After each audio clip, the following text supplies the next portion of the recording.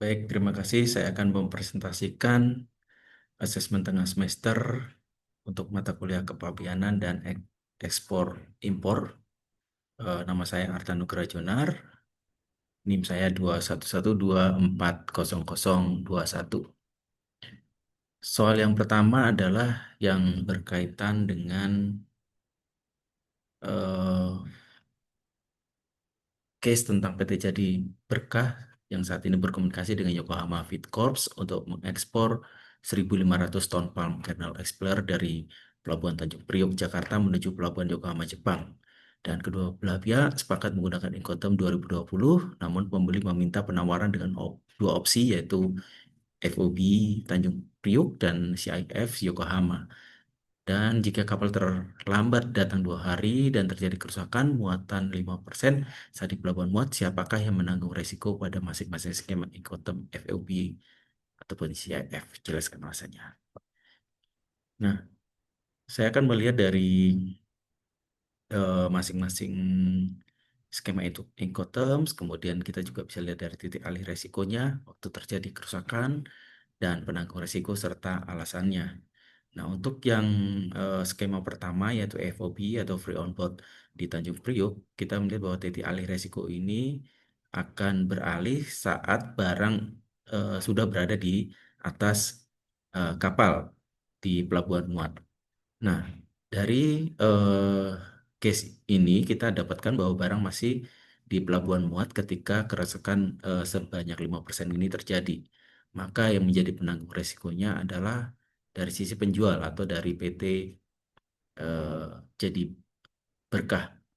Nah, alasannya karena barang belum on board sehingga resiko masih menjadi tanggung jawab penjual sesuai dengan ketentuan Incoterm 2020. Nah, yang kedua, kalau kita menggunakan skema Incoterm CIF, Cost Insurance dan Freight di Yokohama, maka kita akan melihat bahwa ini titik alihnya akan risikonya beralih ketika saat barang on board di pelabuhan muat. Nah, waktu terjadi kerusakan, kita tahu bahwa barang tersebut belum on board saat kerusakan terjadi. Maka penanggung risikonya tetap dari sisi penjual, yaitu PT Jadi Berkah dengan alasan meskipun penjual menanggung biaya freight atau dan juga insurance, risiko tetap berpindah hanya ketika barang sudah on board. Sebelum itu masih menjadi tanggung jawab penjual. Nah, kemudian kita masuk ke soal nomor 2.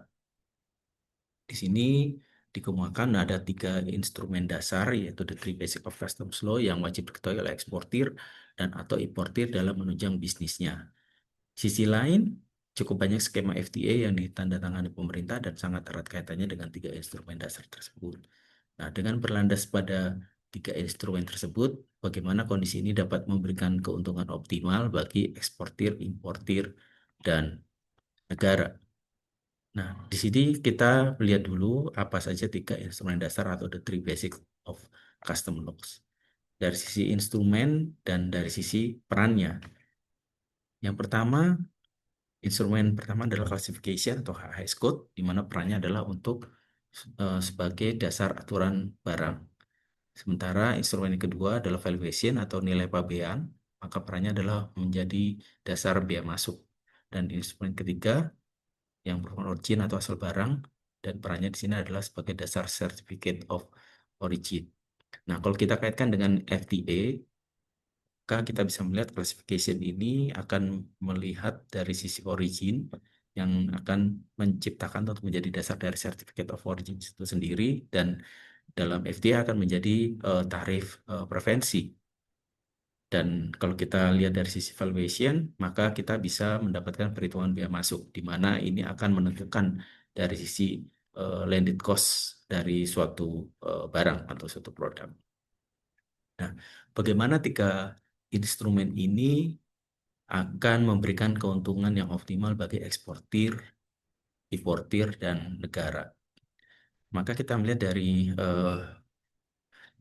berbagai pihak ya, eksportir, importir, dan negara.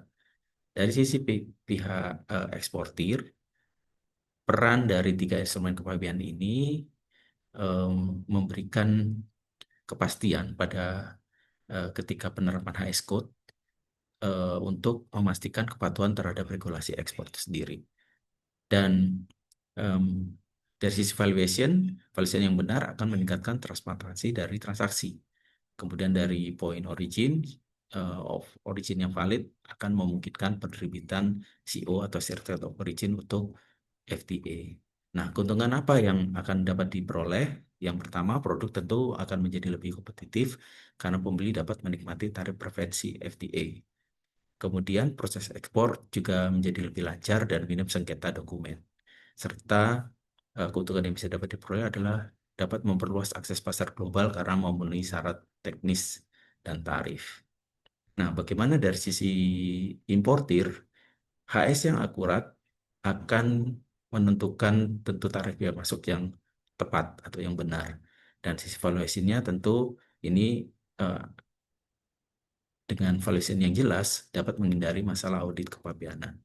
Origin yang valid juga memungkinkan pemanfaatan dari tarif FTA. Nah, keuntungan optimal yang dapat diperoleh dari importir yaitu penurunan total landed cost melalui pengurangan atau pembebasan biaya masuk atau FTA, kemudian mengurangi risiko sanksi atau denda kepabeanan, dan yang terakhir adalah cash flow lebih efisien dan harga produk lebih kompetitif di pasar domestik. Nah, bagaimana dengan pihak negara? Dengan sistem HAS, origin, dan valuation memastikan kepatuhan dari perdagangan. Dorongan pemanfaatan FTA ini juga meningkatkan arus perdagangan yang legal dan memperkuat integritas administrasi kepabeanan. Nah, keuntungan yang diperoleh negara, yang pertama tentu penerimaan negaranya menjadi lebih optimal dan tepat sasaran. Kemudian juga daya saing ekspor nasional meningkat melalui pemanfaatan dari kebijakan FTA itu sendiri. Dan yang terakhir adalah hubungan ekonomi internasional antar negara akan menjadi semakin kuat dan stabil. Demikian presentasi saya untuk asesmen tengah semester di mata kuliah Kepabeanan dan Ekspor Impor. Semoga bisa bermanfaat bagi kita semua. Terima kasih.